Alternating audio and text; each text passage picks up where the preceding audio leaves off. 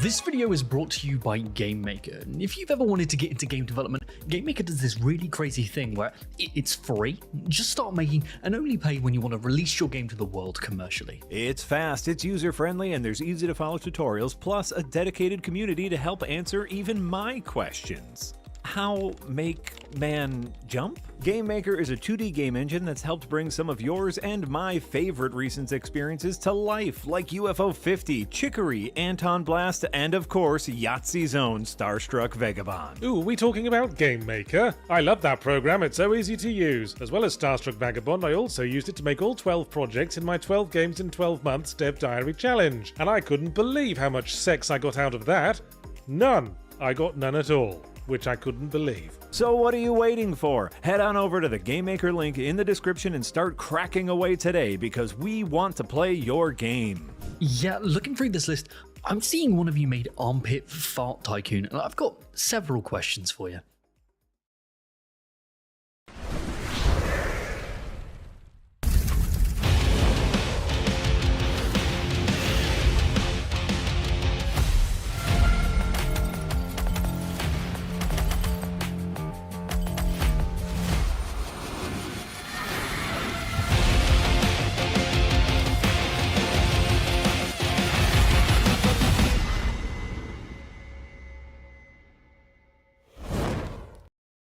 Well, hello everyone, and welcome to Firelink Podcast, episode number 52 for Wednesday, January 29th, 2025. My name is Marty Saliva, as always, joined by Casey Wosuit, Nick Calandra, producer Eric. Good lord, is that Shrek? Is that the man? I didn't know anything about Shrek. I got a new camera, and it's very green/yellow. I look kind of jaundiced. Apparently, it's easy to fix, but I refused to fix it beforehand because I wanted everyone to see before and after pictures, so everyone can enjoy this pod as I look now. And then next week, when you tune in, oh my god, how different is it going to be? I can't imagine. Incredibly For different. the record, I asked him to set it up on Monday. This is all his fault. What? I don't give a shit. What am I gonna do? You asked me to set up my camera, and I said no. This is I like the this green. consequences of your. Green. I like this green. It's like getting progressively more green as time. It's For not sure. consequences, though. I don't care. I am fine if it looks like this. You know, Like, the I amount streamed of, all night last night. It was great. that filter you just put on you. I think that's what my blood looks like from all the Mountain Dew I've drank over the years. To be honest, You should be more ashamed of that. That's a Nah. visual. At least my color is correct. I want to be colored. It's all about what you say, not what you look like when you say it. Think about that. Mahatma Gandhi. Mahatma Gandhi. That was a Gandhi quote. Thank you guys so much for joining us here for Firelink. We have a great show for y'all today.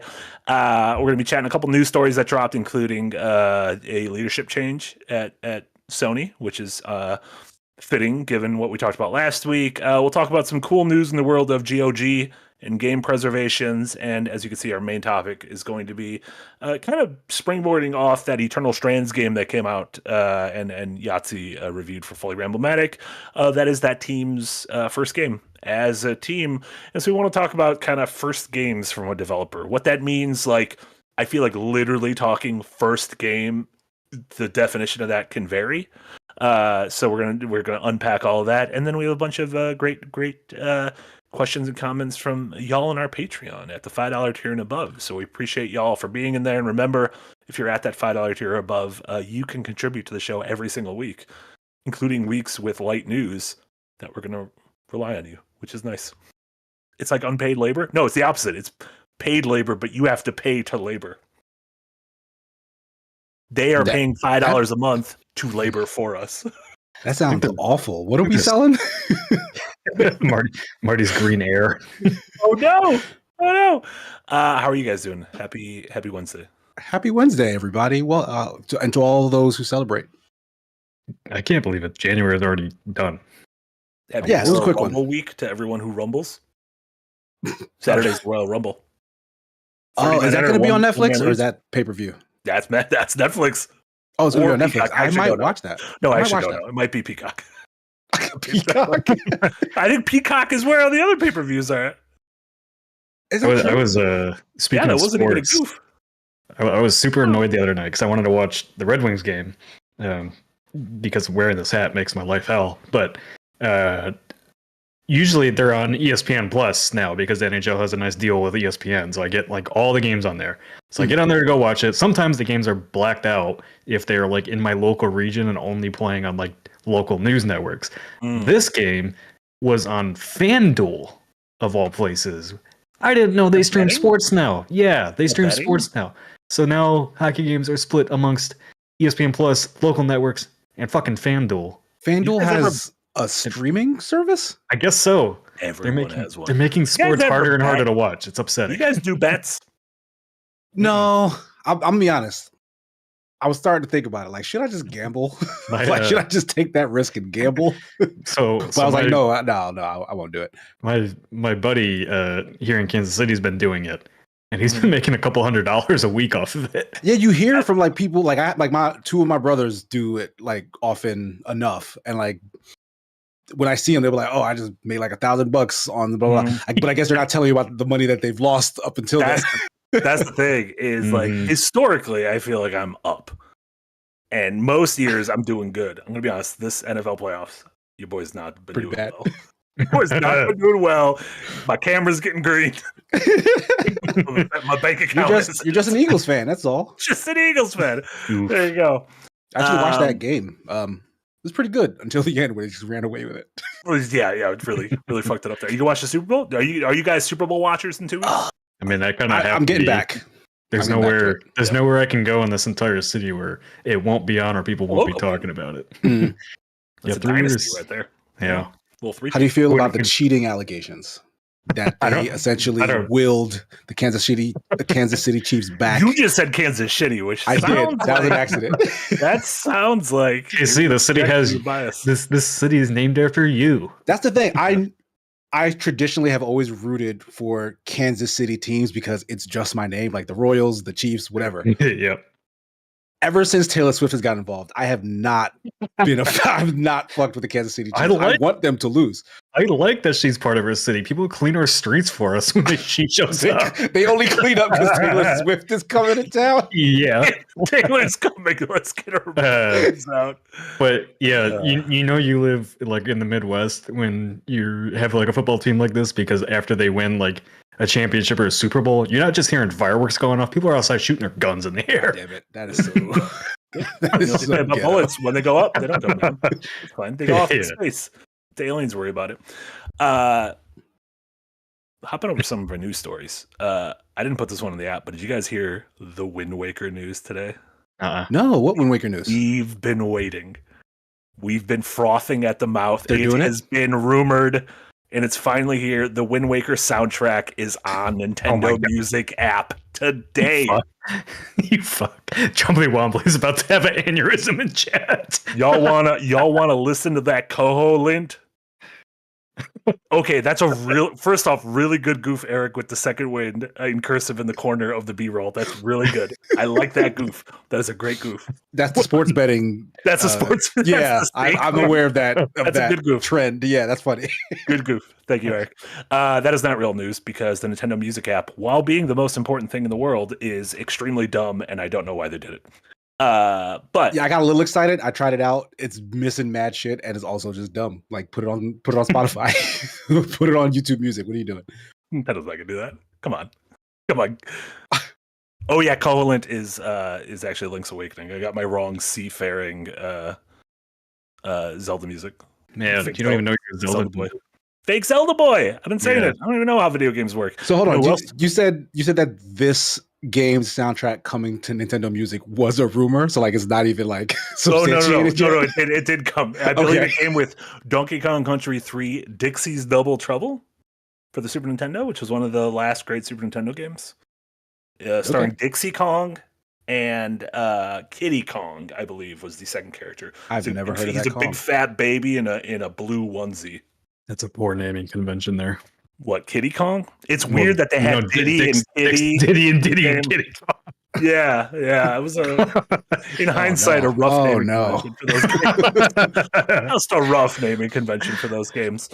But no, let's talk about some real news, including a bit of a leadership shakeup / the ground settling at Sony. This obviously comes on the heels of our main topic last week from talking about, hey, Sony, what the hell is going on over there? But while last year after Jim Ryan stepped down, it was announced that Hideaki Nishino and Herman Hulst would replace him as co-CEOs, which isn't kind of a thing that normally happens. Well, after less than a year, that has changed, and Nishino is the new president and CEO of Sony Interactive Entertainment, while Herman Hulst is becoming the CEO of Sony Business Group. And so they haven't really said what is going on. This doesn't feel like I don't know what this feels like. This feels like a slight punishment, a slight demotion, and a slight promotion all at the same time. And I don't know if this has to do with all the news stories we've been reporting of Sony's kind of big live service push really falling to the wayside. Or if this has more to do with Sony clearly wanting to expand into sort of cross-media things with Sony Pictures Group and the Kadokawa investment and everything. But yeah, as of today, it feels like Nishino, who was kind of the lead for a lot of the hardware stuff in the PS5 generation, has his hand on the wheel at Sony, whereas Herman Hulst, who famously known as the head of Guerrilla Games, isn't fired, isn't demoted, but just like now has the other guy's his boss. Pretty much. Is there anything you guys take from this? Positive, negative, anything remarkable from this, or is this just business? I feel nothing until I see games. I feel nothing. I'm a little confused. If I can just, you may not have these answers, but Herman Hulst was head of Guerrilla before getting this promotion up into like super senior level management, right? What was Nishino doing prior to that? I believe he was helming like hardware. So like the literal PS5. He was like the head of like PlayStation hardware. Okay. So like what Sarabande is over at Xbox. Yeah. I would say that's similar. Yeah. Okay. All right. Obviously, like a Japanese-centric company might have a different management structure as a U.S.-centric company. Sure. Even though PlayStation has more and more become, a U.S.-centric thing with their San Francisco offices and everything. Yeah, and they picked Jim Ryan, who's a European guy, to like head them up for a really long time, which seemed strange, but like, yeah, they definitely seem a lot more worldly.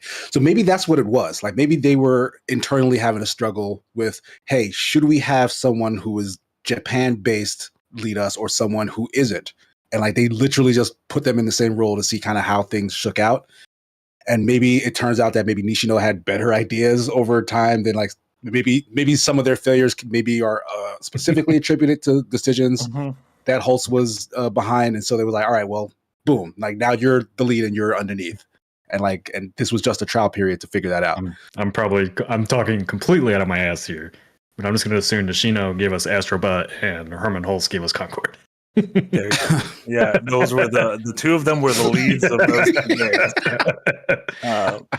Yeah, I mean, just from like from a very personal perspective, like when Japan was at the helm of Sony, that was when PlayStation. That is when PlayStation were making the games I loved the most. That was when the PlayStation of the mid to late PS2 generation into the PS3 generation were making, just things that were really exciting to me. And then this generation's been weird for Sony. They've had a couple bangers, but those bangers were generally sequels to games that were bigger on PS4. So the first Horizon, the first God of War, the first Spider-Man, those were like holy shit games. And their sequels felt like, oh, that's cool. Like just very safe. Yeah, plays yeah. Which is something we'll be hardware. talking about later as we talk about first games from studios and everything. Whereas this generation, we've gotten stuff like Returnal, and then last year we had Helldivers and Astrobot. But again, a lot of the big games were those safe follow-ups. So, and then a lot of what studios have been working on, like we were talking about last week, and like Nick has written about, as this live service initiative that, by all measures, seems like a failure. yeah, I don't know. I guess the I changes. don't think there's any other way to put it. Yeah, like the changes. And it's funny to pair this with looking at where Nintendo and Xbox are right now, with Nintendo's Japanese stock hitting an all-time high, getting ready to really unveil the Switch 2 in April. And then with the news that Xbox, coming off the heels of a really good showcase last week, that December they were the biggest, the highest selling game publisher, which isn't surprising because Call of Duty, but they seem to be pretty happy with the Indiana Jones numbers as well. So I feel like everything is always an ebb and flow, and I don't know, interesting to see where anyone is at any given moment. And in the grand scheme, this doesn't feel like much of a shift at all. Like Nishino, his comments afterwards essentially said like, "Oh, the stuff we're going to focus on is literally the stuff that Sony has said that they're going to be focusing on, like are their big brand IPs, and then turning the big brand IPs into movies and TV shows and stuff." Mm-hmm. That's literally what they've been doing this whole generation anyway. So like, it doesn't look like they're planning anything fairly different at all. No. I agree with that. We'll see if there's, also it might take several years to see like, oh, this is where this one person's thumbprint was compared to this other thumbprint. We don't have a decade to look at from like someone like Phil Spencer or anything like that, or that we had with like Iwata at Nintendo. Something interesting to keep an eye on, especially following how much we talked last week. And industry is always moving and always producing interesting stories like this. Speaking of interesting things on the PlayStation that report about the revenue for Xbox.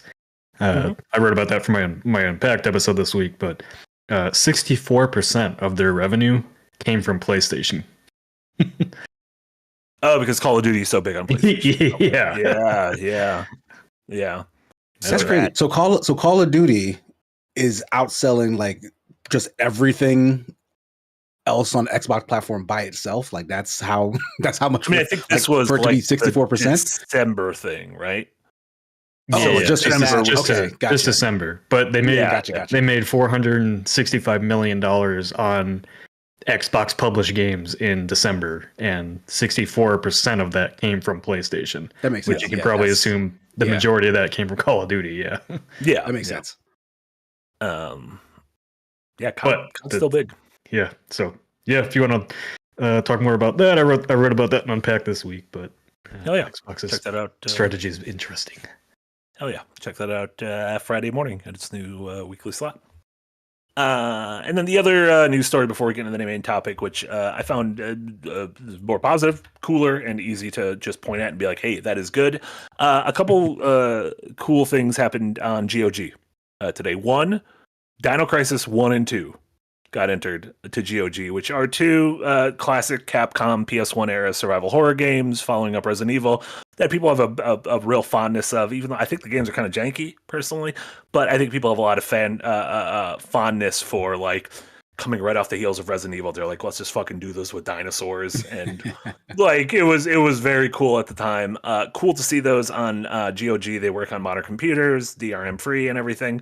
But then GOG also released a kind of a new, I guess their take on wishlisting called Dream List, which is a tool through GOG. I linked it there in the chat, that you are able to almost vote on games that you want GOG to be able to like bring to their services like this, and they're going to use the data of like being able to use like, hey, this is our third most voted game that people want on GOG. They're able to bring those to publishers and license holders when it comes to trying to negotiate these deals for games. And so obviously there's no promises that any of these things are going to come, but like I looked on the thing and you can put like Skies of Arcadia, and like you can like you can look up a lot of old games that are not on modern hardware and PC, and if enough people get behind those, that might be a thing GOG is able to use in order to go to their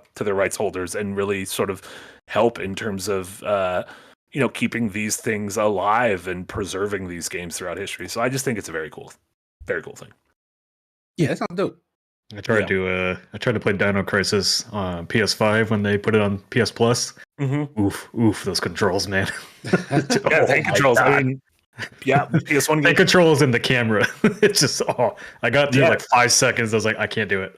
that is stuff you need to get real acclimated to. And I know there's some people like Casey. I know you are kind of like allergic to the PS1 aesthetic, even, right? little Like bit. that's just like that blocky Resi 1 shit. Like for some people like me, it's like, oh my god, this is the greatest looking thing, and for you, you're like, this is ugly.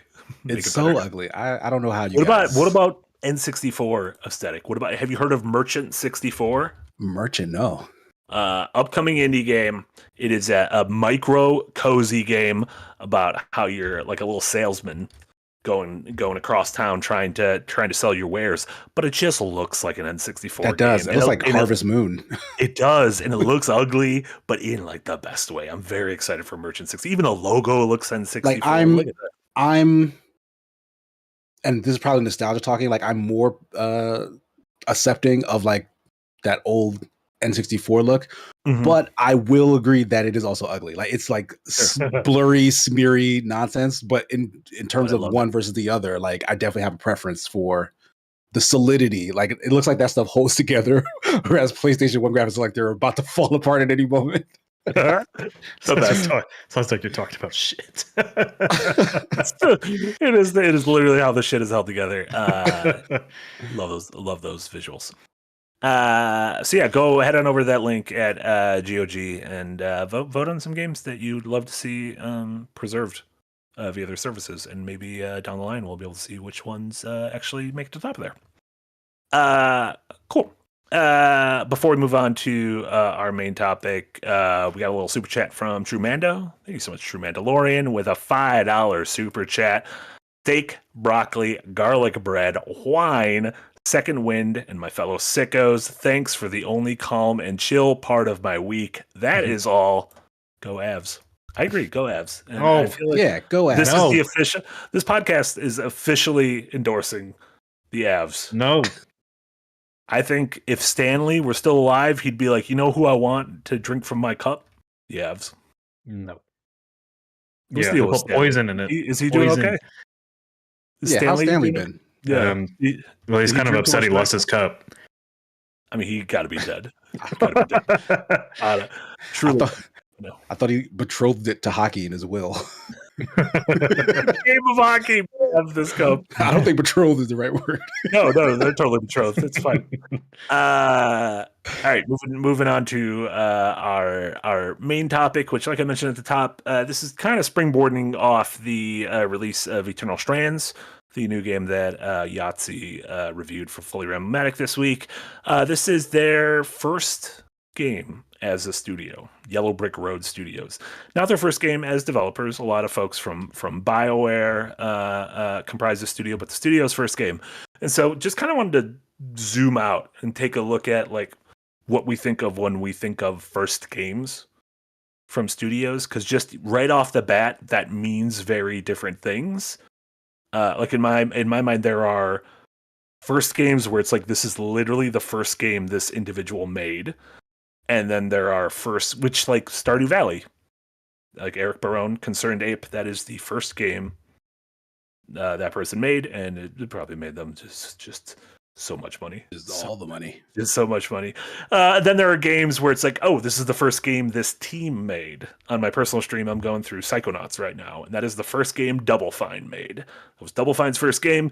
Tim Schafer was obviously kind of an industry legend already at that point from his work at LucasArts, but the first game that Double Fine made. And then there's also first game where it's like, we don't really count those. This is kind of their first game. And I was thinking about like with Outer Wilds.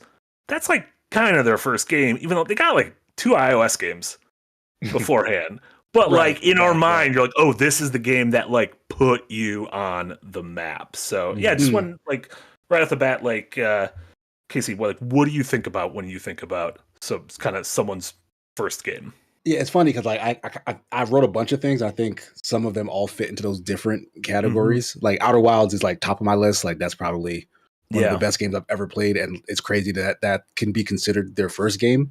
Like I didn't know they made iOS stuff, but like the story I remember is that they were a bunch of students who were learning either game design or just they were building a model of some sort of gravitational like diagram, and it turned into a video game that Masayoka basically funded. the dude from which I love from Heroes.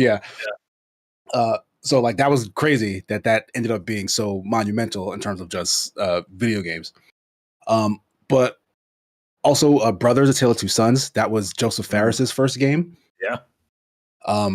He was a filmmaker who was like making short films, and then at some point became fascinated with game design, and it was like, I want to tell an interesting story using game design, and like he absolutely did, knocked it out of the park. I don't think anything he's made since tops Brothers: A Tale of Two Sons, honestly. I mean, he got that game award, so I think. I mean, he did, but you know that was an off year. Everybody knows it was an off year. pandemic, weird games. But in particular, in terms of like they've made games, but this was their game, is MiHoYo with Genshin Impact. Yeah.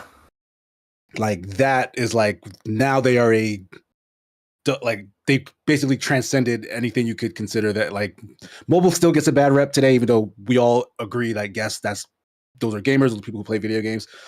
But it's not really a game until you're like in the big market. Sure. Like no one was checking for MiHoYo until then. No one over here, at least. I know. Yeah.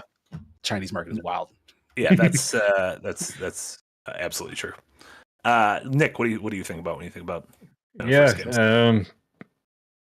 get a lot of shit from Yahtzee because I often like mediocre games from first studios, or like new games from new studios that are probably mediocre, but like I can see the bones that are there, which is funny that like he saw the same thing in Eternal Strains today and it's fully emblematic because he literally pretty much wrote that word for word in his review today. So I think one part that annoys me about first studios is like a lot of people expect every game that comes out of these studios to be like masterclass first go, and if they're not, they're like, oh, it sucks, it's terrible. It's like, I mean, you can appreciate the work that went into it. So I mean, that's usually these days, like, I get excited about the potential that a studio can have with their games, with a new game that comes out. So, you know, Lords of the Fallen from CI Games at that new studio, you know, you mean the new Lords of the Fallen. The new Lords of the Fallen. One of those games that like I just know the sequel is gonna hit every note from everything that I loved about the first game. And I'm trying to think of like other recent studios, like Red Hook Studios with Darkest Dungeon. That game hit it out of the park. A lot of Kickstarter funded studios kind of are like that. That first game from a studio where like that Kickstarter is the game that they can make, and then the sequel becomes the game they really want to make. So Warhorse Studios, Larian, not Larian's first game obviously, but like Divinity was like a new start for that studio. Original sequel. It's easier to spot them, I feel like, in relatively modern indie games than in AAA, because most AAA studios start out and their like original games are kind of junk. Like understandably, like I think Naughty Dog started out making like a computer skiing game and like a math software game. Insomniac, I think Disruptor was their first game. Sucker Punch was doing like Rocket on Wheels and shit like that.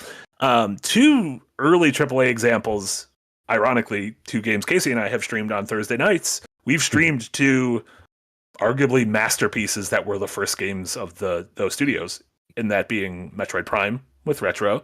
That was their first game, and fucking I didn't know that. That was Valve's. That was Valve's first game. Yeah, they didn't do anything before that. Like no, that's pretty impressive. That is super impressive. That's really impressive.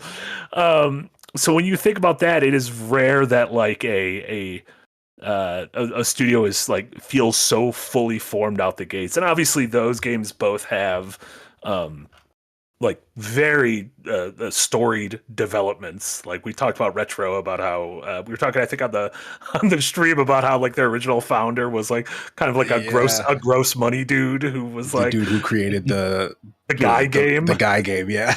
But like managed to come from the ashes, which is the funniest thing to compare with like Nintendo's mindset. But to have the first game be something like that, or your first game to end up being something like Half-Life, that are like, you know, those two games crazy revolutionary. Even same thing as like Eco is one of those games. Team Eco inside of Sony making the trilogy of PlayStation games. Like Eco is one of those games that's just like so fucking good right out of the bat, and you're like, oh, like you complete like this vision was fully understood right away, and it wasn't one of those things where, okay, a rocky first game, but I can see the foundation, I can see the bones, which we talk about a lot as like an important thing to, you know, let these teams build upon something, because that's when you get your bangers. Like that's when you move from Assassin's Creed to Assassin's Creed 2 or Uncharted to Uncharted 2. So is that kind of muddying the water then? Because like a lot of these creatives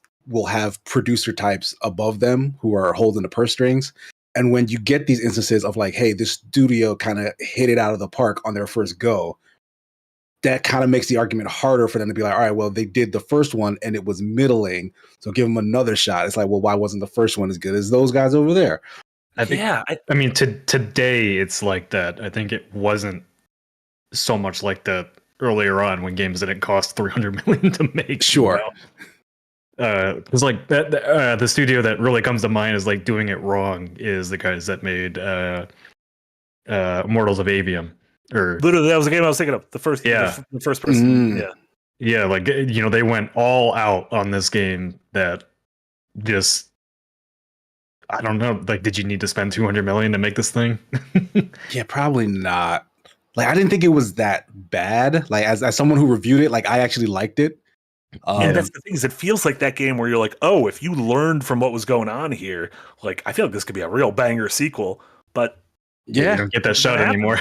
Yeah, because it was a bit too much all at once. And I do wonder what, like, if a scaled down version of that would still hit the same. And probably, like, I don't know, like, it had a ton of production value. They paid like real life Hollywood actors and actresses to like do mocap in it. They probably didn't need to do all that if I'm looking back on it now. They could have had Joe Schmo voice that stuff. The writing was decent enough. It was like a CW drama with, you know, those have their ups and downs. So like they probably could have got away for not spending as much money. That's true. It's a bummer. Like this wasn't their first game by any means, but it's interesting to see a game like Remnant, where the first one came out like 5 or 6 years ago and like was relatively well received, and then Remnant 2 came out a year or two ago, and people were like, "Oh no, this is fucking great! Like this is them taking that core of the first game and like really pushing it to its limit and like really doing something interesting with it." And so that's what I feel is like when a first game and this is getting a little off track, but like when a first game in a franchise or a series or an idea lands and gets like 5s and 6s, I hate when it's just like, well, fucking cut it. Like, let's never speak of this again. Instead of being like, well, what would the Order 1887 look like? What if it was Rise, grandson of Rome? Like, what might these games? It would be really nice to get at least 2, right? Like, just somehow you just agree, like, look, you get 2 shots, and then we'll evaluate this. You guys remember Advent Rising? Yeah, it was an OG Xbox game. It was planned as a trilogy from announcement. Like I remember reading all these previews and stuff. It was before I owned an original Xbox, and it was one of the main reasons I made sure to go and get one. It was because I was so hyped for that game. I played the first one. I loved it. I don't think it sold very well, but I thought Advent Rising was cool as shit. It was really fun to play, and the entire studio imploded, and you never saw a second one, let alone a third one. Yeah. I mean, I think one came out on a handheld. Advent Rising? Yeah, there was an Advent Rising on like a PSP or a Nintendo something. That sounds made up. I'll look it up. Sounds made up. You're gonna have to go into your blog to find it. But yeah, we've had in the last couple of years. Last couple. I count the last 15 years to be last couple. Bastion from Supergiant, a notable first game. Obviously not there. Like it was Supergiant's first game. They had a lot of them had previously worked at EA beforehand. But Bastion, an amazing debut. Firewatch. Another first and last game from a studio. Again, folks who worked on, there were leads on Telltale's The Walking Dead and Mark of the Ninja and some Double Fine games, but their first game as a team, just really great stuff. Team Cherry.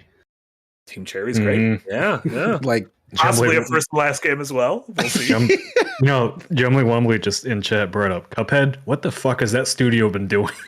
Drawing. They're doing a bunch of cups. Yeah, they're drawing. They're doodling cups. They literally went back to the drawing board. Are they making a new game? What are they doing? They go around their house. The thing is, like, they sit in every room and they're like, what if the TV was a game? Are they British? I don't know if they are. They might be Canadian. They're Canadian. Oh, shit. That was rough. That was rough.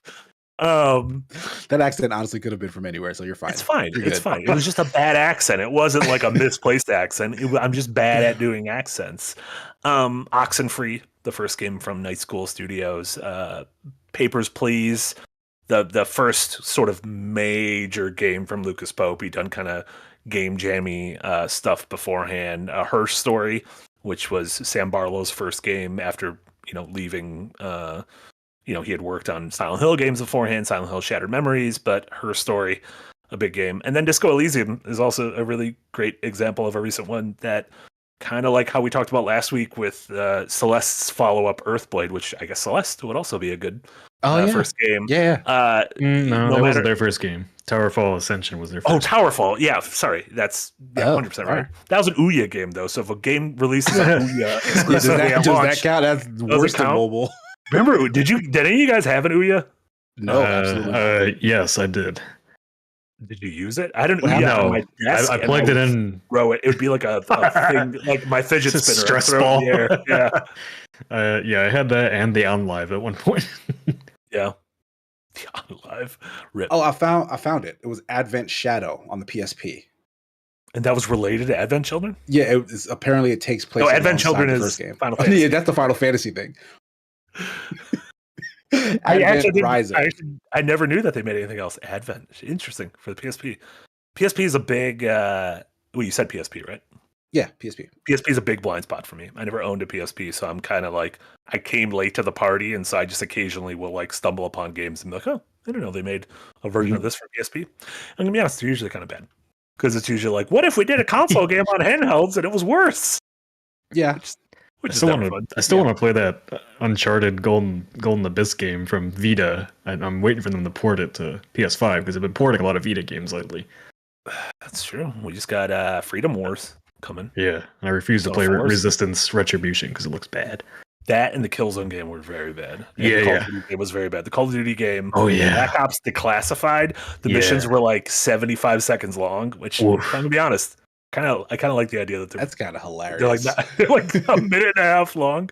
A little bit off topic, but mobile game. Did either of you ever play Zombieville USA? No. So it was like one of the first big like iPod Touch mobile games that came out. Okay. It's like this just a side-scrolling zombie game, but like everybody I knew was playing it. Interestingly enough, they are now working on a 3D version for Steam all these years later. Is it them or is it like them. Flappy Bird thing when some like No. I follow them comes and like buys it? No, I follow them on Blue Sky. It's them. It's the original developer. Look at that. That looks nice. Looks like little zombies at my neighbors. Mm-hmm. Isometric. There you go. Maybe that's going to be the next thing. This is going to be the decade of everyone's favorite iOS games making a comeback. Angry Birds, next biggest thing. Plants vs. Zombies. Oh man, is that still making money? How's Rovio do? Was that their first game? Oh, I don't know. What? Probably not. They probably made a bunch of games we didn't give a shit about, and then Angry Birds made a fucking bajillion. Yeah. A couple Patreon messages that came in related to this topic. Thank you to everyone. And remember that if you are at our Patreon tier of $5 or above, not only can you contribute with your thoughts and comments and concerns to each episode. But this week, you can also watch Yahtzee's latest video that Jesse Schwab did an incredible job of editing. Nearly 90 minutes of just Yahtzee reading the Wikipedia summary of Kingdom Hearts as a franchise. And let me tell you, I am shocked anything from that stuck with him. Like, I am shocked that something he read in the first 10 minutes, he was able to call back 30 minutes later. Because that, as a fan of that series, true gobbledygook. Genuine gobbledygook. Before you get to that super chat, to answer your question, Angry Birds was their first game. It was. But that was like their first, like, I guess, premium title. One of their very first games. It's not their first game, but it does have the funniest title, so I want to read it. Bounce Boing Voyage. I mean, so it's not their first game, right? I think it's their first game as like a but that's like the thing we have to say. Like, like Outer Wilds is their first game, but like there's a couple iOS things beforehand. Like, it was on N-Gage. Yeah. Bounce Boing Voyage. Shout out to N-Gage, by the way. N-Gage. Shout out to that weird little taco. That was a thing. Wow. Yeah. Shout out to Nokia. Look, it's an Eric over in the Patreon. Thank you so much. Look, it's an Eric.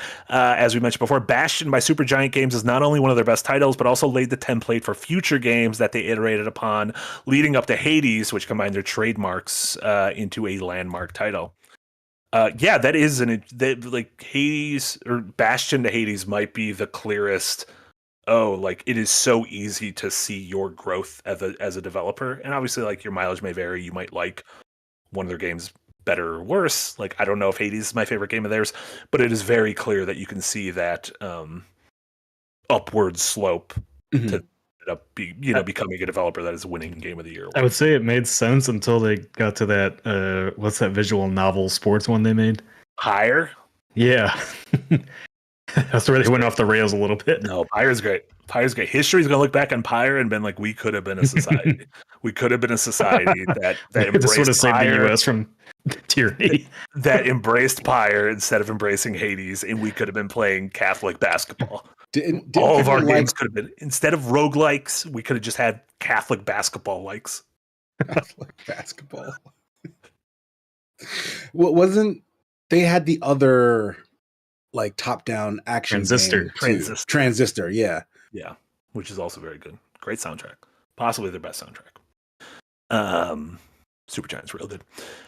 Filthy and Free Publishing, thank you so much in the $5 tier, says, what game / franchise do you think would not exist at all if they had never gotten a second chance to realize their vision via a sequel? Street Fighter was pretty bad, for example, but then we got Street Fighter 2, and it was mostly uphill from there. The Metro franchise. That's great. That first game was bad. It got pretty panned by critic reviews. Like, I think IGN gave it a 6 back then, and I don't think it sold extremely well either. Mm-hmm. But then Last Light put them on the radar big time. Like that was their jump from Uncharted 1 to Uncharted 2 sequel. Yeah, and now Metro is a major franchise. Major franchise. It feels like Far Cry was one of those series. The first Far Cry, and even the second Far Cry, felt like first Far Cry felt like a proof of concept.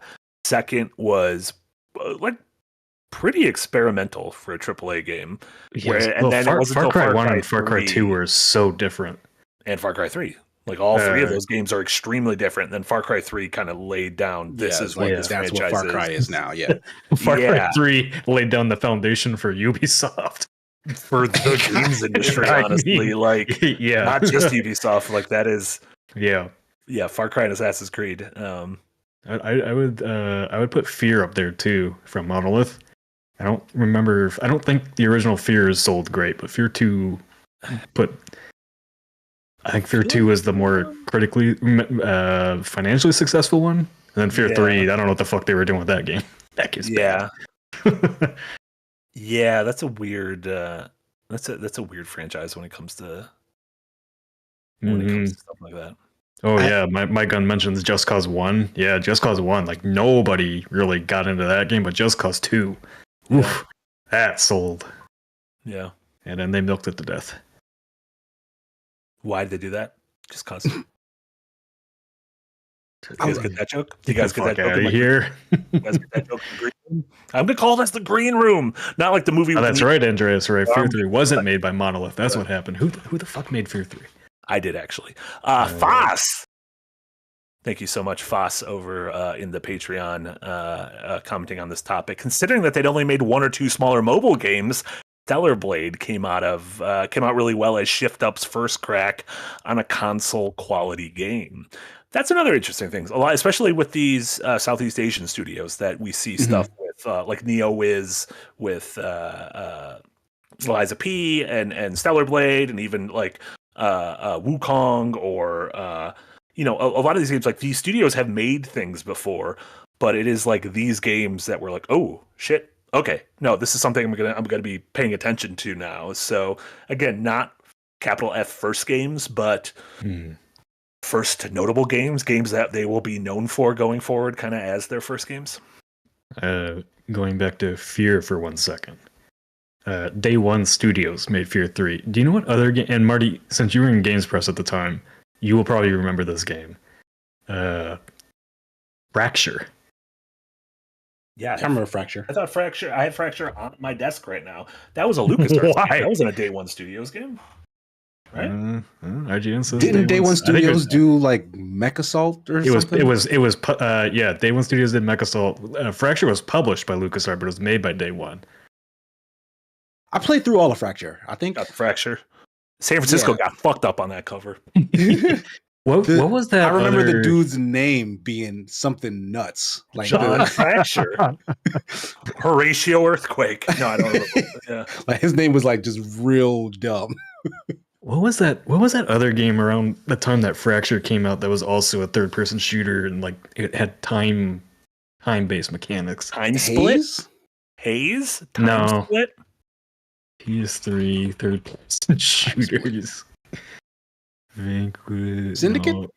No, it was Mag? third person. I think it was PsyOps? called like, Are you thinking of PsyOps? That was, no, I think it was called like The Split Mindgate Conspiracy. Split something. Oh yeah, Split Second. I remember that Well, one. That was a racing game. That was a racing game. Split. That was a Disney Second Sight. You're interactive thinking of joint. Second Sight. That was a first-person game. I can't remember what it was now. Yeah. I mean, I'm not typing mediocre third-person shooter games. It's going to come up. No, it turns out there's a lot of those. I know. That's why I gotta find it. Did you, before we move on from this topic, a couple of super chats came in. Thank you so much, Nidoram, with a $5 dono. Firewatch was a great first game from Campo Santo. Unfortunately, also their last. Nothing else has quite captured a human connection quite like that. Completely agree with you. It is extremely sad that they... Singularity. Is that the game? Says PTC. No, that's first person. All right. Well, fucking, I don't know how persons work. Inversion. That's what it was called. Oh. Yeah, I don't know what that is. Yeah, the Gravity. the Firewatch manipulation team game. being I don't want to say relegated, because like they got to help make Half-Life Alyx, but a bummer that we never got their second game in the Valley of Gods. I get it. If Valve comes to you with like a blank Did you- check, I get it. Were you excited for In the Valley of Gods? Did you I was feel like thrilled. I was so excited.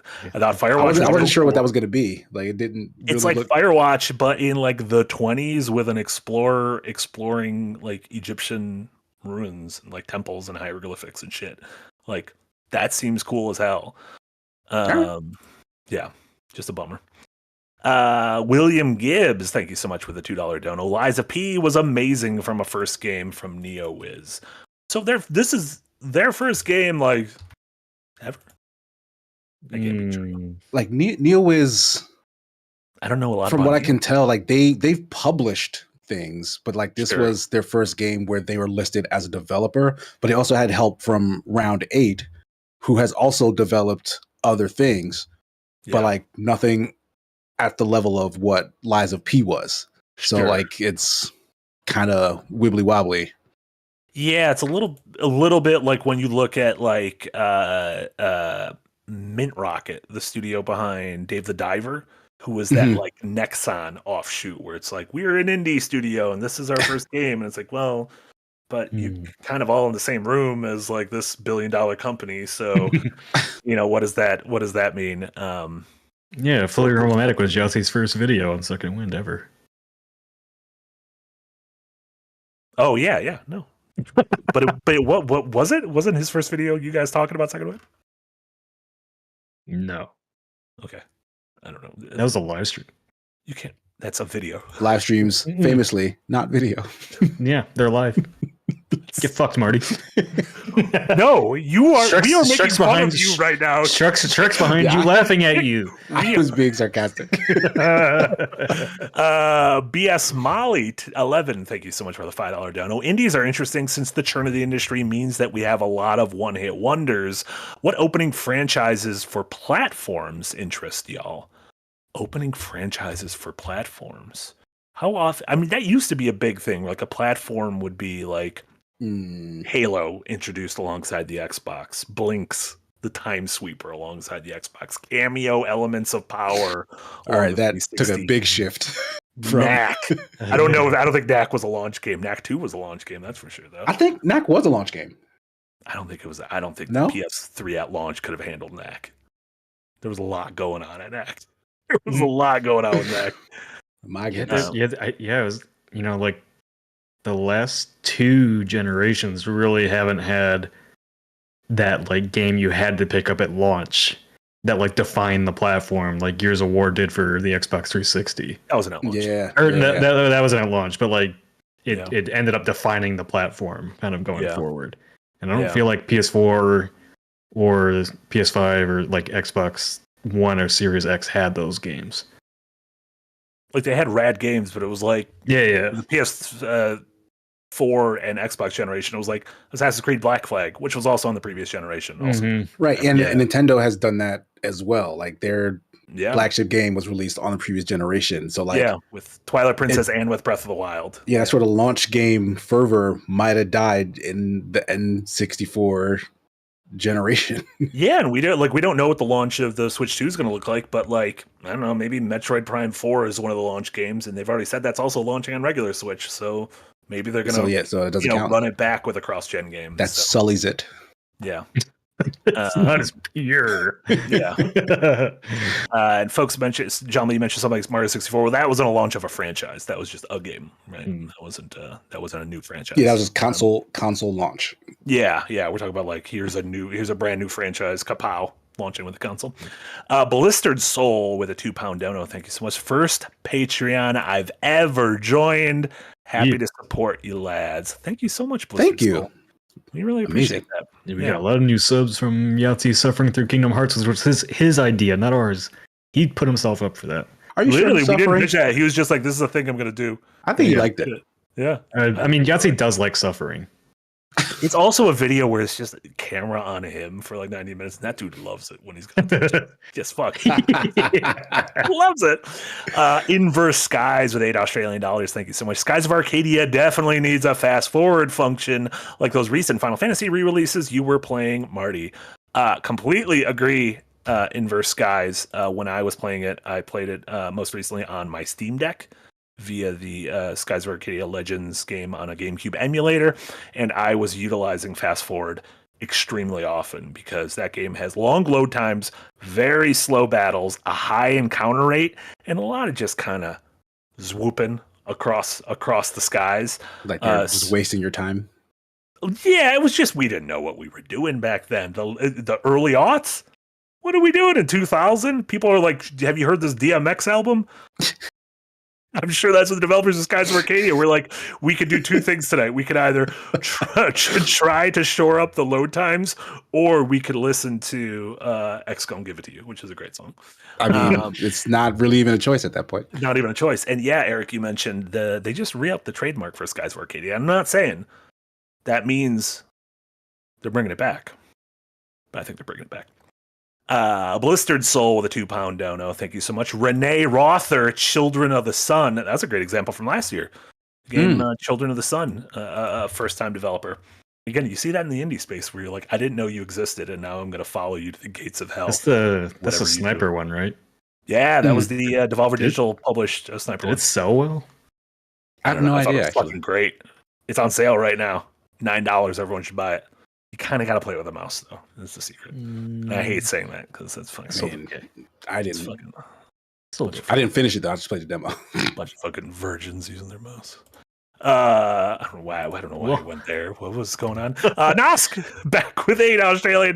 Thank you so much, Nosk. Recent convos made me curious. How would you guys rank the mainline 3D Mario games? Just replayed Sunshine, and I think it's both my number one and the worst. What? It's a circle.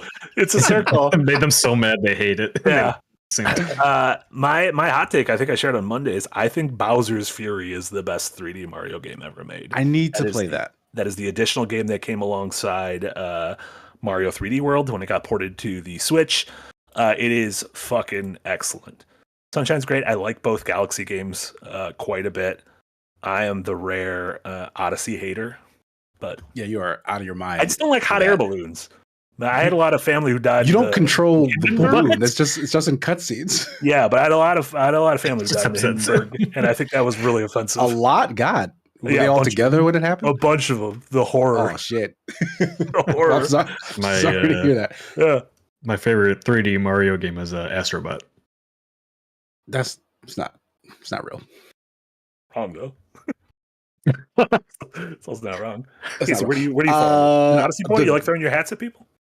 Odyssey is high up there. I think I might put 64 as the number one. Like they really kind of outdid themselves with that. So that's probably my number one, followed by Odyssey. Mm-hmm. And you can kind of probably mix and match all of the other ones. Like I like Sunshine. I'm not like a Sunshine hater. I think Galaxy is boring as shit. So those are the bottom. It is. Galaxy's very contained. It is very like you are on this little planet and you're just going to enjoy this little planet. Whereas the other games, Sunshine, your 64, your Odyssey, feel like you can spread out a little bit, go for a run. Odyssey, you also got that Wiimote. Did you guys see Shrek? You don't have to use it. He's been there the whole stream, dude. Get the fuck out of here. Eric's always complaining that his power bill's high. It's because you put fucking Shrek. Yeah, Shrek is your goddamn energy eater. To put my entire camera's full of Colorado Avalanche nonsense, and it's making me sick. To be honest, Casey's the only safe one. Casey's not even wearing a hat right now, which is nuts. It is nuts that like the fabric technology is like conforming to Casey's head, which is crazy. We also had a couple random Patreon cues I wanted to go over. These were not central to our topic or anything, but a couple that I wanted to chat about. One specifically geared towards Casey, although I guess Nick and I could probably answer them with tangential stories. But Dean Pearson wrote in on Patreon, thank you so much, Dean, and said, "My wife and I have two little twin boys who are nowhere near ready for this. They're only 5 months old. But when the time comes, I'm curious to hear what you guys think is the best first video game for a kid. Thanks, love your stuff." Did you, as the only father on the panel, did you have a first? Was this a thing going through your mind of like? Funnily enough, yes. This is a thing that went through my mind to the point where, like, back when I was a solo creator making stuff, I made a video that was basically the video game like rubric, like how you would teach a young kid or just any beginner. I love it. The necessary skills to basically become like a full-fledged whatever. Can't remember what the name of that video was called. But yeah, Mario, like old like a 2D Mario is one of the early games for a lot of reasons. Like Super Mario Brothers or like Mario World, like something. I mean, they're interchangeable, honestly. Okay. Like you could probably start for ease sake with like Super Mario Bros. 3, but like Super Mario World is interchangeable with that because they teach kind of the same basic functions. Maybe if you want to go even easier, Super Mario World, like it's a smoother look and feel.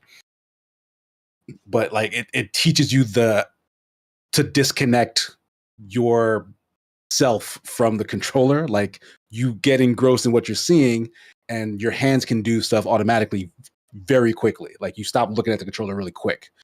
I feel like with the older Mario games. And then you move on from there to just other concepts that train like dexterity, reaction time, and then like critical thinking. So you move on to like stuff like Metroidvania games, like Mega Man's or Castlevanias, or and then you move into like like literal fighting games, 2D fighting games like Street Fighter. Because that's just supposed to just get your reaction time up. Like your opponent is going to do something, so think and react. I almost feel like Nintendo can fit into all those categories. Yeah. It So probably like, could. Here's your first racing game. Here's Kart. Here's your first fighting Right. game. Smash. Here's And it is how I grew mostly up. informed by like the stuff that got me across that goal, right? So that's kind of just where my examples get pulled from. Yeah. I was gonna say put them on Fortnite, because when I see those kids building those buildings in Fortnite build, I like, where did I go wrong in my life that Those skills, I feel like don't translate anywhere else. It doesn't matter. Their brain works so quick to build those buildings. I don't know what's going on up there. Like every Translate to becoming an architect. They're going to become every the Brutalist Part 2 about a kid who was building structures in Fortnite. Just when I watch kids play Fortnite, Yeah. I'm like, how much cocaine are you on? They're children. That's just in their bloodstream. It's just pixie sticks. Like, yeah. That's what I miss. I kind of miss arcades. Because I remember being a kid and my parents giving me like $3 in quarters and being like, well, you got to figure out how you're going to spend this. And I'm like, yes, I want $1.50 to go towards this racing game. And then I play it for 30 seconds and I'm like, ooh, this might not be my genre. I wasted half my money on this game I'm very bad at, so maybe I shouldn't be doing that. But yeah, great question. Appreciate it. Thank you. Dower Dodger. Thank you so much, Dower Dodger. Also had a question. What game/type do you usually play to relieve stress and anxiety or to rebalance yourself after a really bad day? And I chose this one because I specifically have a game. Like my go-to game when I'm feeling sad or burnt out or like I need to zone out is a Katamari game. And because it's something I've played so much that I just the muscle memory is there, but also it's like pure cotton candy visual stimuli, like between the sounds and the soundtrack and the visuals. It is just pure positivity, endorphins into my bloodstream. And it's just satisfying to see just a little thing become big. That's one of the things. Is I like seeing a little thing become big. Nick, we're talking about when I'm sad. We're talking about the joys of video games. We're trying to talk about boners out here. Do you guys have a go-to when I'm sad game?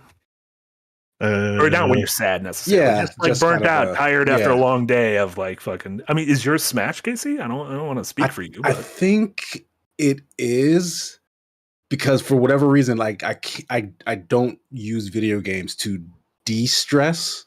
Like I feel like I don't like if I want to like zone out and not have to think about anything, I'll probably watch something. Like I'll watch a TV show or probably something animated, honestly. Like I'll watch a cartoon series that I think is low effort or that I probably won't finish. Like I'll just like I watched a random ass episode of Punky Brewster. Because I just saw that they had it. It was like, I don't feel like doing anything. Let me just That's what TV used to be like. Remember when you would just turn it on and be like, well, fucking this is on and I got 5 channels, so I guess this is what I'm watching. Yeah, I was like, I remember liking the show a lot when I was a kid, and I don't remember a single episode from it. So what the hell is Punky Brewster like? It's adorable. So like that's what I'll do to like decontaminate stress.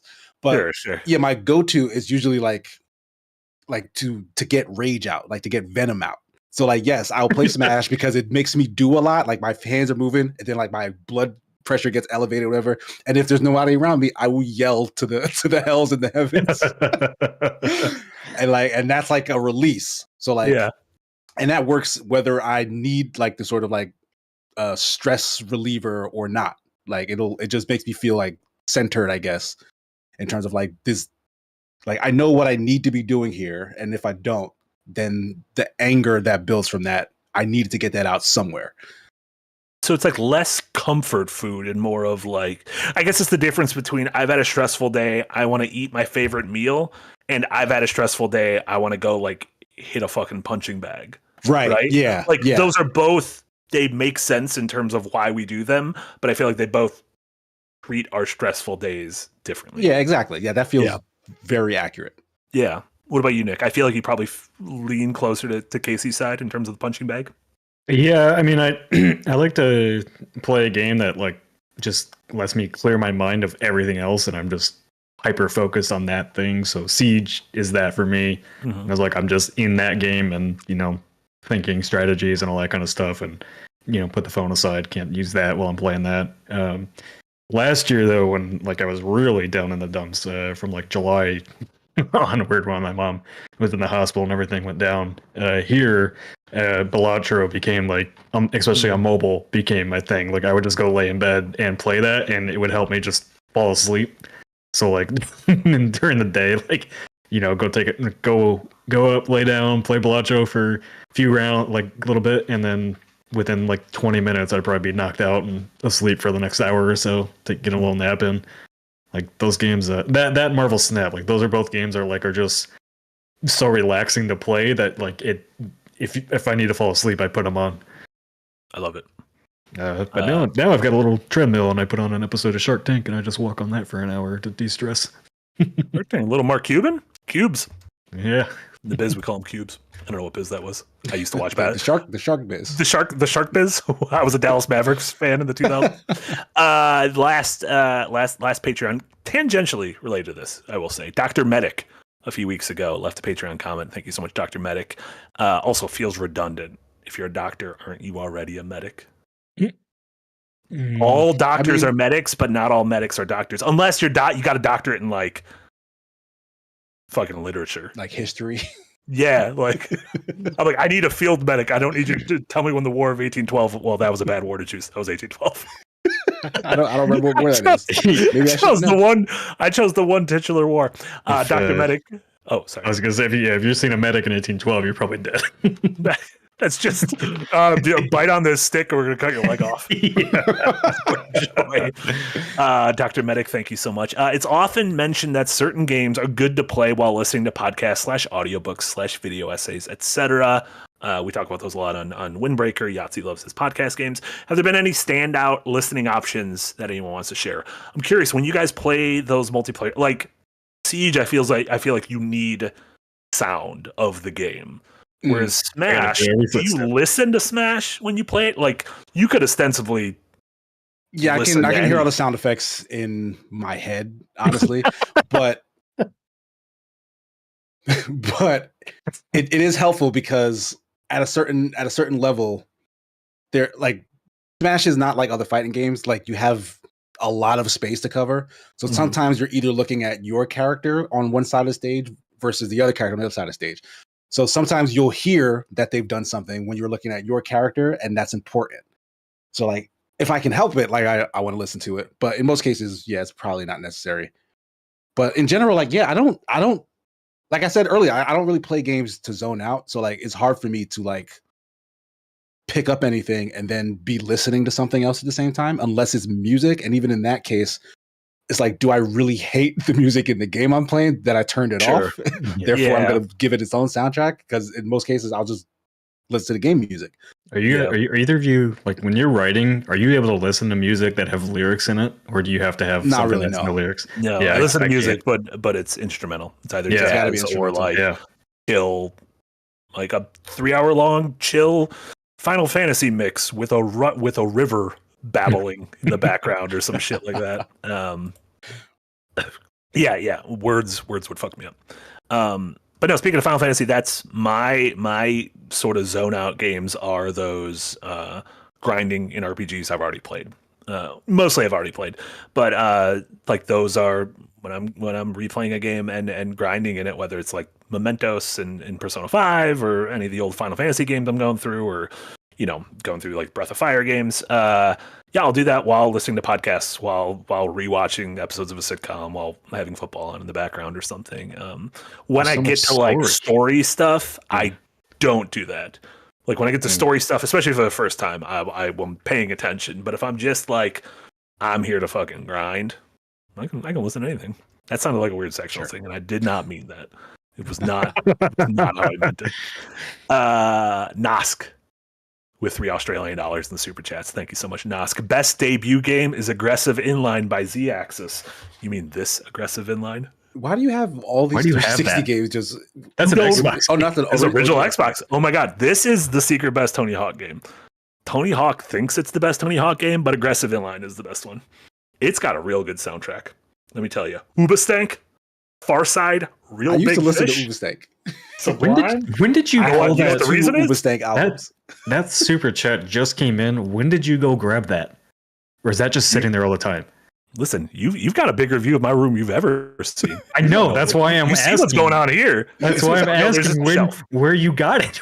It was while Casey was telling his story about which Nintendo games, I reached down and I pulled it, and it was very secret. That's when I did it. Slick. It's very secret. Smooth. It was in my aggressive inline holder. And then Inverse Skies with $3 Australian. Thank you so much. A stressful day for me is solved with a long run. That is the healthiest answer to that question we've gotten. Also, I hate to be the one to say this. Exercise legitimately makes you feel better.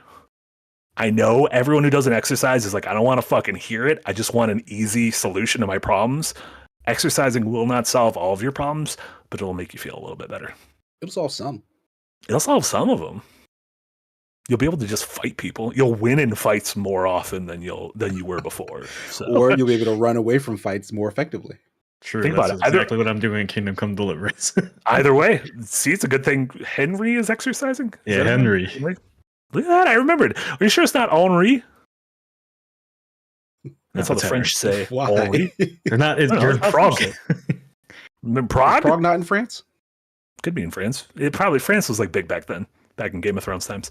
Yeah, that was when Napoleon was around. He was taking everybody's shit. Oh my God, boner parts. Fucking Napoleon. He always had his goddamn hand in his shirt. And that hat. Ugh. What's up with that hat? What was Boner going up with parts. that hat? Yeah, Napoleon boner parts.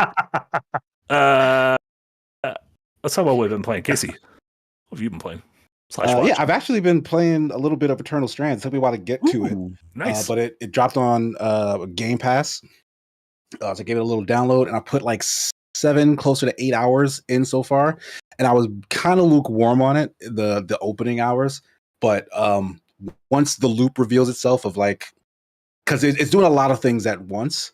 Like Mhm. Eternal Strands is a third-person action RPG that is playing in like the Monster Hunter realm a little bit, but also playing in honestly, it's now I'm saying it out loud. It's kind of a lighter Dragon's Dogma. Mhm. Interesting. Like just a more contained, more focused Dragon's Dogma. And like I had the same issue with Dragon's Dogma where like I started out and was like, this is a little rough, and then like fell into the loop because the world is so reactive. Like that's exactly the same thing in Eternal Strands. Like you can do so much in its little playground. Like Mhm. so much of the world is like dynamic. Like things change in it. Like there's different weather, there's different day-night cycles. So you'll show up in the map and it can be very different from the last time you've been there. Like different enemies will be there or in different positions. And there are elements that are interact with the environment, with enemies, and with each other. So whatever you have on hand at any given moment can basically change how an encounter will go. Like you won't show up in a fight and necessarily do the same thing over and over again. Like maybe you can if you rely on it that much, but like once you get new powers, you want to try them out, and that can just change your strategy going forward. So like I really got sucked into just trying to get more power. Mhm. And by getting more power, and in order to get more power, you have to collect more shit. Like there's all these little like materials everywhere. There's enemies you got to fight in order to get specific things and pull particular items out of them.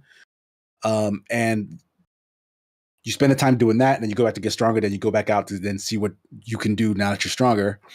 And honestly, it's pretty fun. Like at first, it definitely felt a little thin. Like I The don't think I tutorial like. is really. Yeah, Eh. yeah. Once you get past that, Yeah. once you get past that, it smooths out pretty quickly. And it's a little long. That tutorial Yeah. section is about like an hour and a half, if not 2 hours. But yeah, like once you get into the groove of it, like it starts to become really enjoyable. And like they don't shy away from like giving you like big bosses to deal with, and you can climb. That was the other thing. It's like it's also borrowing stuff from like Breath of the Wild, right? The character can climb all over stuff and has stamina that governs that sort of stuff. But they extend that to the creatures. You can climb all over the bad guys, and they'll give them Shadow of the Colossus style things to like target and knock off. and the enemies are very active. Like they'll like grab at you and toss you if they can get their hands on you to like shake their body parts to get you off. Like it's a lot of fun. Like I'm really enjoying it now. Like I'm getting into the swing of it. Like I'm eager to like get deeper and find out what else I can. I only have like 3 powers, 3 class of powers so far, but I've been upgrading them to do different things. I just got to like a brand new city. Yeah, it's cool. I'm liking it. I think the story's whack. Yeah, the story hasn't hooked me at all because I think I'm into the 4th area. And you do go back to previous areas a lot. Because like it's like got side quests and just that and like there's areas like you won't be able to explore it until you get a power and upgrade it enough to like, you know, some area might have a frozen section and you need to go kill a dragon to get a fire so that you can get that part unfrozen. And when our main topic was about like studios' first games, and like this is one of those games where I can see if like it sells well and they really get to do what they want. I think it's gonna be like really cool because like I've talked a lot about wanting more reactive and more physics-based games, and this game has a lot of that.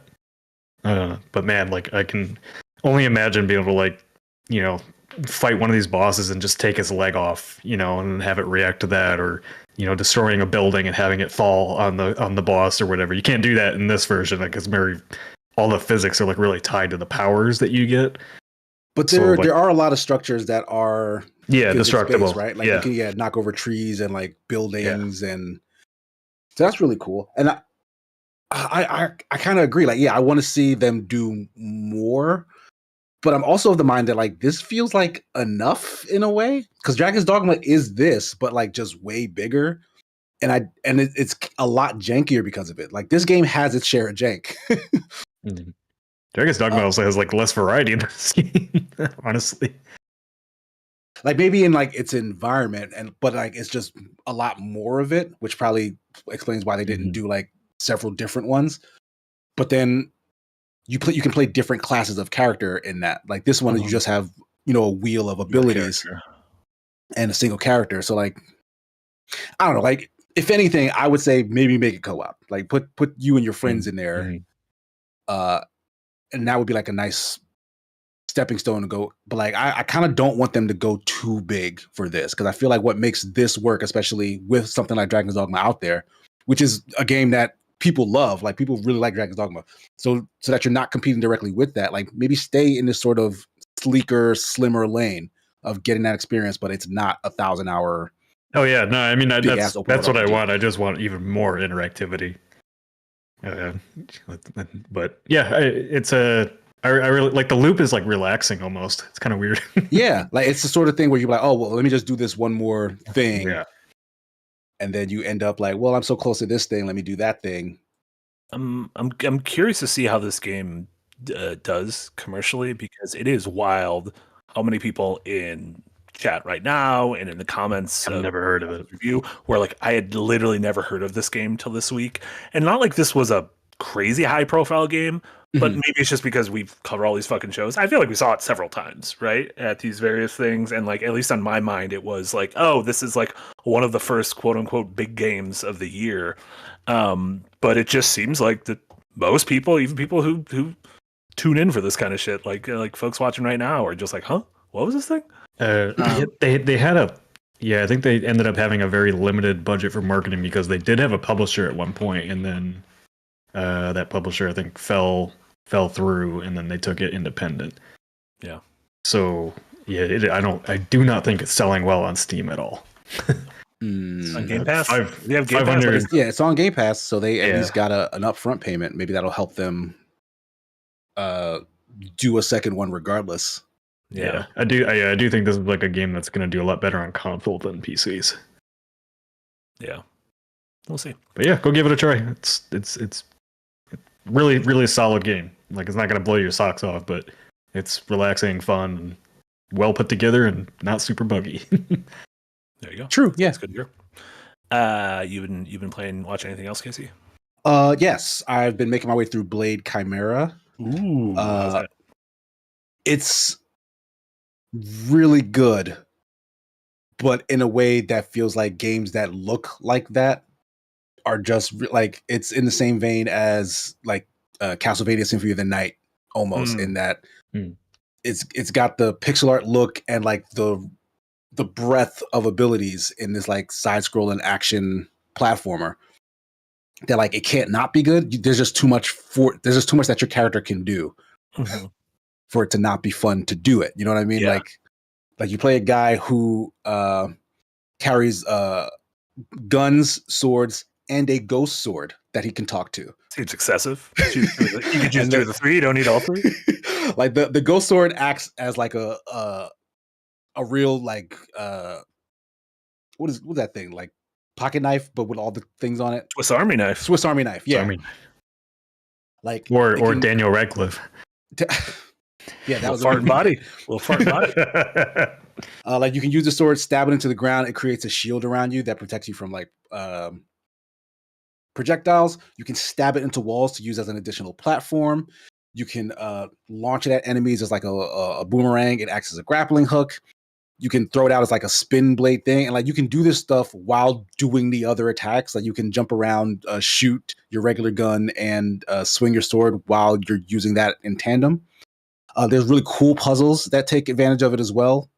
Like you can like manipulate stuff in the environment, like create like phantom versions of objects that can either give you cover, like raise or lower platform. Like it gives you like physical control of like stuff in the world, but at the cost of you having those other ghost abilities. So like they'll give you a puzzle that essentially says you need to create a platform here while also jumping through some dealing with some enemies or jumping through some stuff where you normally would be able to use, you know, the ghost sword to get through it. So like it's a nice fun challenge. And it's varied in terms of like just scenarios that they give you. Is it is it level based, or is it like a Metroidvania? Here's a big old world. It's a Metroidvania across, but it doesn't gate you super hard. Like you'll see an area every now and then that's like, all right, if I come back here, I'll be able to get there if I can like maybe slide or like maybe I get a double jump or something, right? But none of that seems integral to progression. It's like these are extra areas that'll get you like extra things. So like come back if you want to, and it'll give you side objectives that will require you to go back to areas you've been before. Yeah. But as far as the story goes, like you're kind of just moving forward, and you get to pick what upgrades you get. Like you don't find a new upgrade somewhere. You have a skill tree. So like as you get experience, you just pick like, oh, I've been coming up to a lot of places where like maybe I need to jump higher, pick the double jump upgrade. You know what I mean? Interesting. Yeah. Yeah. So you get to kind of pick your pathing that way. So it doesn't feel very restrictive. And it's not like really tough. Like it's not trying to be like really difficult at all. I've actually been wondering if I should maybe up the difficulty just for my own purposes. But honestly, like it's just fun. Like it's fun to like run around and explore the thing. The story hasn't I've been playing like maybe 10 or so hours so far, but the story hasn't opened up and done anything interesting just yet. Yeah. But like maybe there's a lot more to go. I don't know. Yeah. Cool. But it's good. I'm very much enjoying it. Glad to hear. Yeah, it's been one that's been on my radar for a little while. Anything else? Yeah, I'll probably just mention I watched Monkey Man. The Dev Patel. You almost said Dave Patel. Dave I Patel. almost said Dave Chappelle is what I always said. The Dev Patel starring movie. I feel like I heard that people didn't like that movie. I thought that movie was incredible. I think it was really good. I think it was fucking fantastic. Like it might have been a disservice that folks were likening it to John Wick. Because I think a lot of the trailers definitely leaned into like, hey, it's Indian John Wick. But not really. Like it has elements, sure. But like what this movie is about is like real world oppression. Like it's talking about like a real world issue in terms of like minorities in India, like the Muslim population being oppressed by like the ruling party and whatnot. And this is sort of like, it's sort of a cathartic exploration of how sometimes violence is the answer. Like it's an incredibly violent movie. that's essentially telling you like when all the chips are stacked against you and you have no other options, you need to use violence and how effective that is. And like in like a lot of stuff was going on that was making me like shriek and like go out loud, but like damn, like oh my god, like how shocking some of like the attacks and the violence stuff was. But it's also like super like freeing and cathartic. It feels like, yes, this needed to happen. And like you feel that from the character. Like Dev Patel's like performance is like really, really good. And that you get the sense that like that was the only way. He was only ever going to get what he needed and what he was owed through acts of violence. So like it's not a condemnation of it. It's sort of like this is the appropriate use. Yeah. Yeah, I thought it was really good, and he directed it. Like, I think he's. Yeah, it was fantastic. I absolutely want to see what he does next. I've got a copy of that on my shelf that I haven't watched yet. Is it within reach? No, because my It shelf doesn't is out in the other Doesn't room. count. Doesn't count on the podcast unless it's in reach. Yeah. Anything else, Casey? I mean, I watched that stupid ass Jamie Foxx, Cameron Diaz movie Back in Action. How's Oh, that? no. Is that worth it? It's bad. Don't watch it. Okay, I'm not gonna watch it. It's a real by the numbers, clearly algorithmic created snooze fest. It's dumb. So he almost died during it. That's the movie he almost died doing. Yeah. And then she that would came not out have of been worth it. retirement after 10 years. I'm like, you guys got almost, if you're going to almost die for something, almost die for something better. Yeah, not this. Jeez. Yeah. Almost die for like Miami Vice or Collateral. Those are movies worth almost dying for. Also, like I really like both Jamie Foxx and Cameron Diaz, but I think they have zero chemistry together. So I don't know why it's a big deal that they every now and then Re-teaming? Yeah. Yeah, like who gives a shit? Like they don't mix well. Yeah. Agreed. Nick, you got a 4K copy of that? No, Netflix. No, I don't. They probably don't have 4K copies of that. I don't plan to get that one. Nick, what have you been playing and or watching? So I wanted a game that I could just relax to, and I have found Tetris Effect Connected, which I don't know if either of you have played, but No. that game is just cathartic.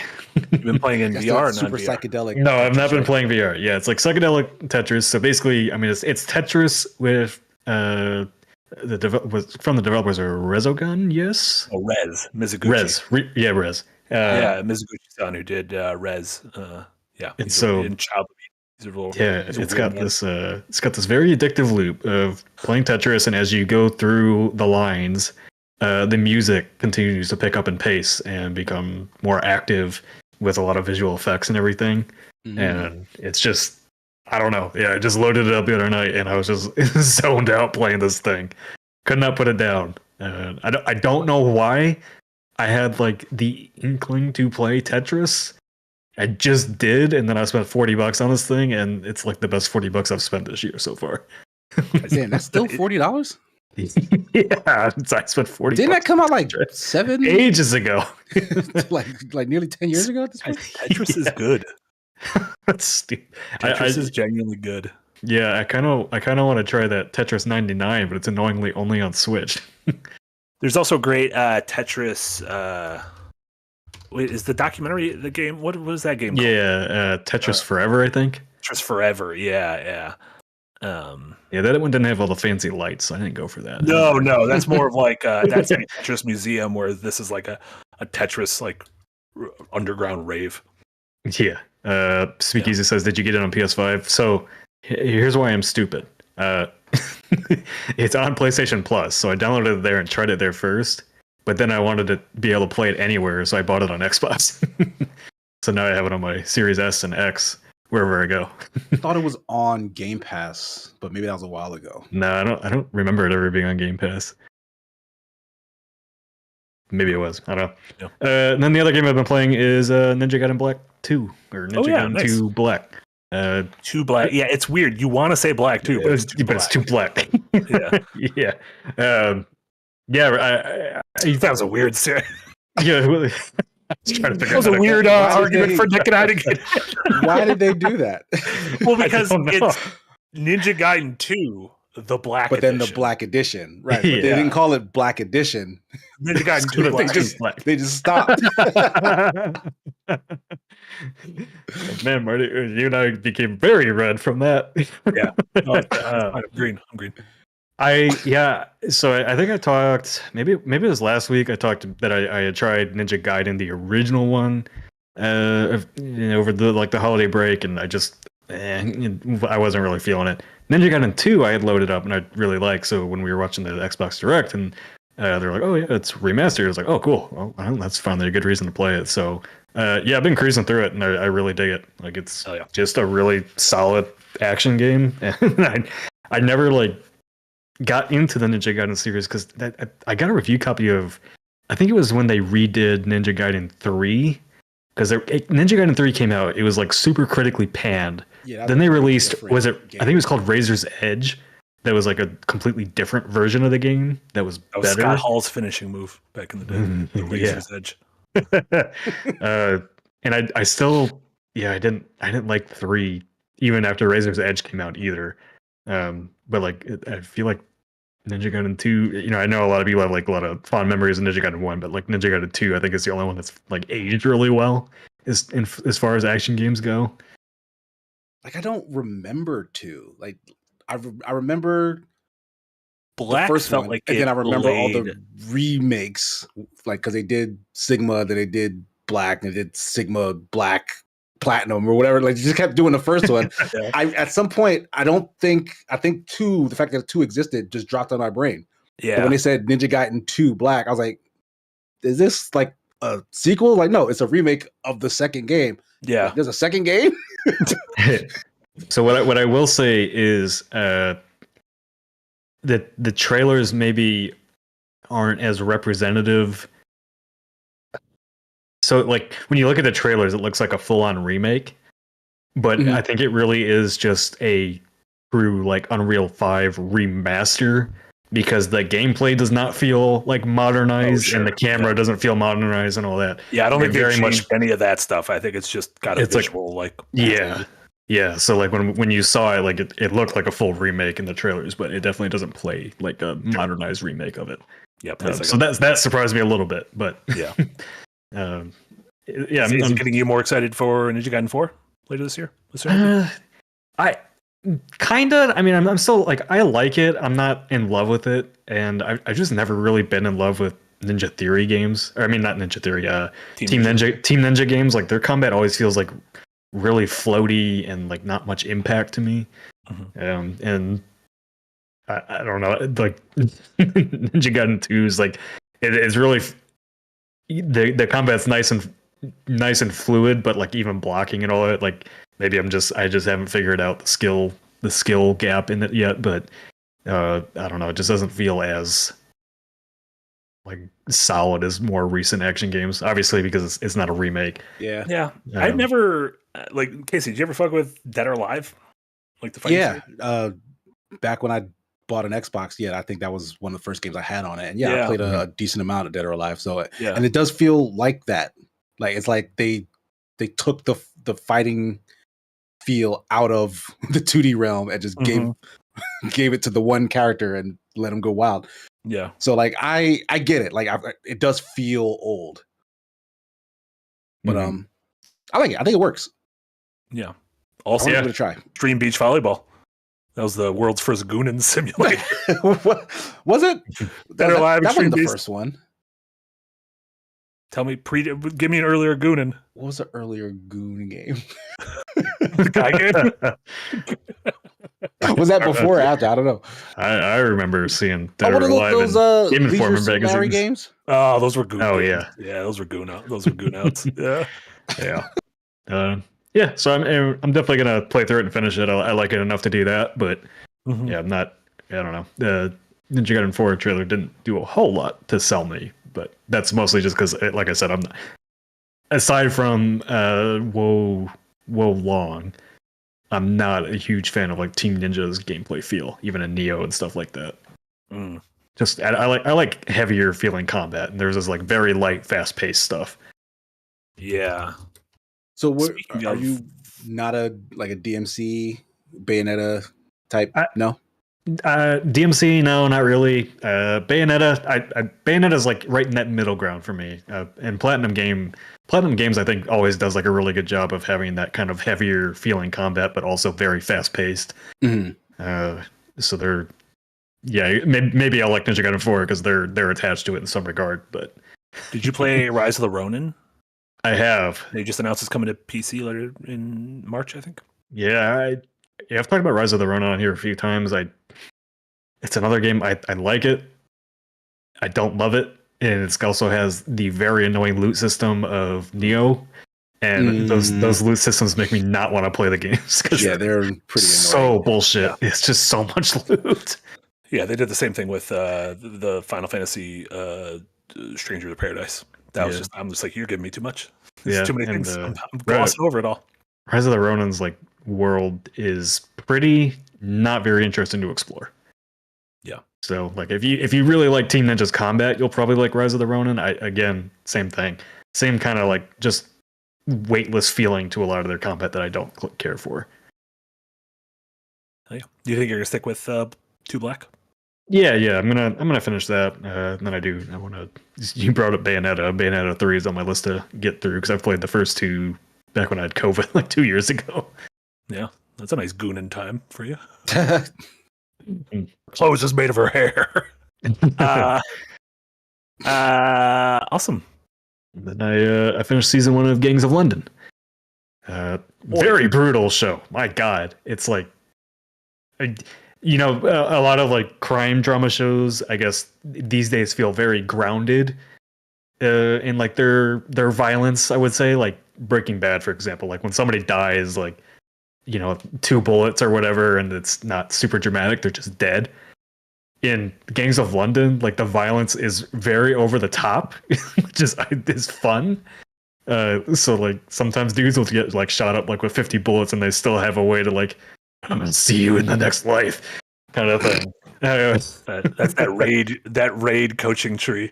It's like, all right, if we're gonna do action, we got to make action look like this. The only part that annoys me is like, I know those ammo clips don't hold that many bullets. What are you doing?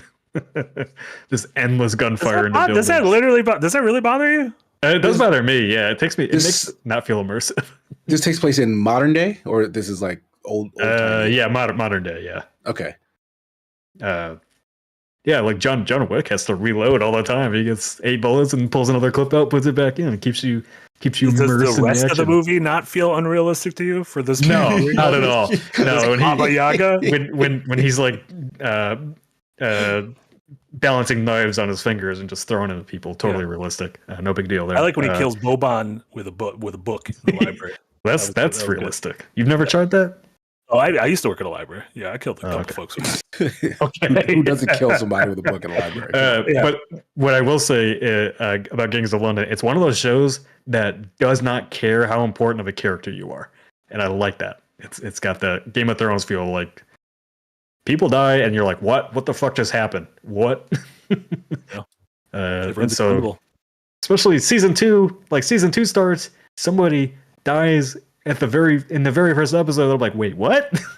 That just happened? Couldn't renew that contract. Yeah, so that keeps me very engaged and hooked on it. It's like just, and it's like really well written. I really enjoy a lot of the characters in the show. So definitely, I'm cruising through that. And nice. Then, hell yeah. So very cool. Before we wrap up, Far Too Many Frogs, thank you so much for a $2 dono. Patreon crapped out on me and I forgot my question. You know what, Far Too Many Frogs? Oh, that's fine. Because we read your comment, which is better than a question when you think about it. Your question was your question. Think about it. Don't think about it, but just I'm gonna stop thinking. I'm gonna stop thinking about it. It's probably good if everyone stops thinking. Taking a break. That will do it for us this evening. Did you not go, Marty? Oh, all I had was Ender Magnolia, and I'm just still really enjoying it. I talked about it last week. It doesn't bring anything new to the table, which is fine. Sometimes that's fine. Yeah. Yeah, exactly. And it's funny because I was talking about it in relation. Jay is playing through Prince of Persia: The Lost Crown for the first time, and it reminded me a lot of that, where it's just like a very good job of delivering a very familiar Metroidvania. And one of the things I like, a couple of things I like most about Ender Magnolia, I like that it has that kind of post-apocalyptic sci-fi slant to it in its story, dealing with the idea of what makes a human human, kind of like the near topics, and IER, not NEAR. Ooh, I shouldn't have tried to spell either of those. I don't know how to spell either of those. I should. I was so confident going in there. Casey doesn't know his locations. Marty doesn't know his spelling. I don't know spelling. But one of the things I do really like is when you get new abilities, like in the first game, your attacks and stuff are sort of these like spirits you have, these familiars you have. And so it isn't your character attacking, it's the familiars you're attacking with. So one of them might have a short range sword, one of them might have guns, one of them might have like a heavy distance attack. But I like that these are characters you meet, and when you settle down at a bench, which is like the equivalent of the bonfire, the characters appear in the environment and you can talk to them, and like some of them don't like each other. So I like the idea that like my double jump doesn't like my melee attack. Every time I sit down, we kind of got to deal with the fact that these two like have an ego and they don't like each other. That's funny. And I think a lot of really good small character moments like that. I think I'm wrapping up. I'll probably be done by the time next week's episode rolls around. But just a really solid, like, if you like Symphony of the Night, Hollow Knight / last year's Prince of Persia, like I highly recommend this game. You don't need to play the first one. I didn't play the first one, and I feel perfectly fine in this story. But just really good stuff. In like a relatively slow start to the year, I like that there's quite a bit of small, cool games to recommend before the craziness of next month with your Civilizations and Avowed and Monster Hunters and all that jazz. Ooh, yeah. So, yeah, Big stuff is coming. Hell yeah. Yeah, that'll do it for us this evening. We got a big day tomorrow. We should have a new little video essay from Jesse Galena on his thoughts on playing some Hyper Light Breaker, the follow-up to Hyper Light Drifter. So look out for that tomorrow. And then big day for streams. We'll have Normal Liza P at noon. Casey and I will be starting Super Metroid in the evening at our normal Metroid slot, because you know what? If we do a couple Metroid streams, maybe they'll shadow drop. Metroid Prime 2. But in between that, at 3 p.m. Central, tune in. Jay and I are going to be hanging out on a sponsored stream for a game called Once Upon a Galaxy. Auto Battler. An auto battler at 3 p.m. Central. So Jay really likes those, so he should be able to tell you all about why that genre is very interesting to him. I'm intrigued because I got obsessed with Unicorn Overlord, and essentially that's not too far off. It's happening. It's happening. Speaking of Casey, what do you got going on? What should folks check out? The usual. Follow me on the internet at Sigma Gears 9. Me and the fiance should be back this Friday for more wedding streams, but the following Friday, big one. We're doing the Newlywed Game with Jay, Jess, Jesse, and his partner Devin. So make sure you're hanging out with us. That's February 7th. And Super Smash Sunday. Yes, Super Smash Sunday, 12:30 p.m. on the Second One channel. If it works. On Sunday. No, I think I figured out what the problem was. So Oh. we should be good for Smash this Sunday. For 5 hours. We did 4 last week, and it was rough. We actually switched. I didn't even talk about it. We switched from Smash to Multiverses. Multiverses is garbage. It is so much worse. Especially when And Elise did a review and said it was worse, which is why I didn't touch it. But we went back to try it, and like she was not wrong.